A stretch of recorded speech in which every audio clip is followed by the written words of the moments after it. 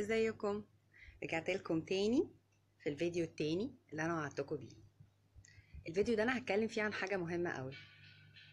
انتوا بنيتوا وعملتوا لولادكم وضيعتوا سنين كتيره جدا من عمركم عشان تبنوا لولادكم.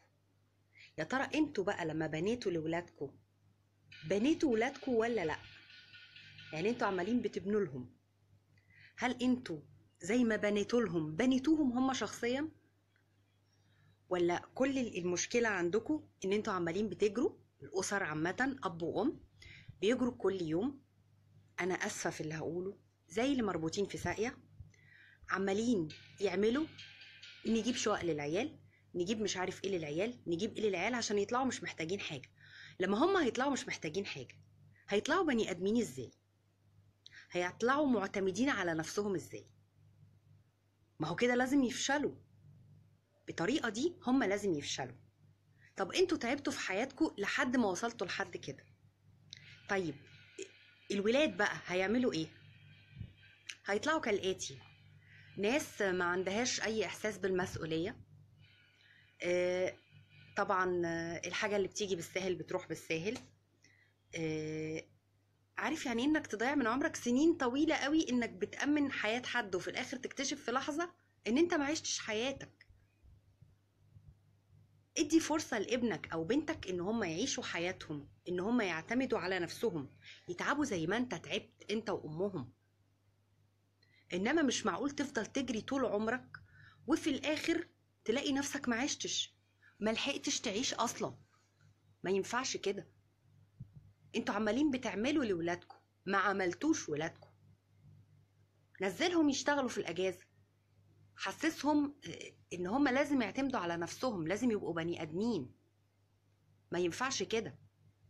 ويروح مثلا ولد يتجوز بنت ولا اتنين شباب عايزين يبتدوا حياتهم، تبتدي الاسر بقى والمغالاة في الحاجات لا احنا عايزين نيش، احنا عايزين شبكة، احنا عايزين مش عارف ايه. طب ما تسيبوهم يبتدوا حياتهم. انتوا بتقلدوا اوروبا في كل الوحش، ما جيتوش بقى عند حتة الجواز دي وتعرفوا هما بيعملوا ايه. لما يبقى في اتنين عايزين يتجوزوا ويكونوا غير مقتدرين او عاشتهم على قدهم هما الاتنين، صحابهم بيتلموا يشوفوا ايه اللي ناقصهم في البيت الصغنن اللي هم جايبينه. عندهم النقوط مش فلوس، عندهم النقوط ان هم مثلا يجيب له اباجوره، يجيبوا لهم كنبه، يجيبوا لهم شجره حلوه في البيت. ما تسيبوا العيال تعيش حياتها وتعتمد على نفسها، عشان لما هتتعب في العيشه هتعرف قيمتها. انما انتوا بتسهلوا لهم كل حاجه، ويجوا الناس تزعل لما حد يرمي امه ولا ابوه في دار المسنين. ما هو معلموش انه يتعب، معلموش انه يحافظ، جاب له كل حاجه على الجاهز، يبقى هيشيل امه او ابوه ازاي؟ ما ينفعش يتعب لامه وابوه. انتوا علمتوا ولادكم كده، وانتوا ربيتوهم على كده وما عشتوش حياتكم.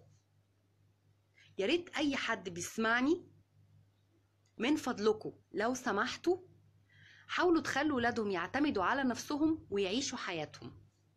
علشان كده انتوا يعني هتطلعوا جيل عنده قسوة، وعنده عدم اعتماد على النفس، وعنده عدم انتماء. أرجوكم أرجوكم أرجوكم الآباء والأمهات، ادوا لنفسكم فرصة تعيشوا وخلوا عيالكم يعتمدوا على نفسهم.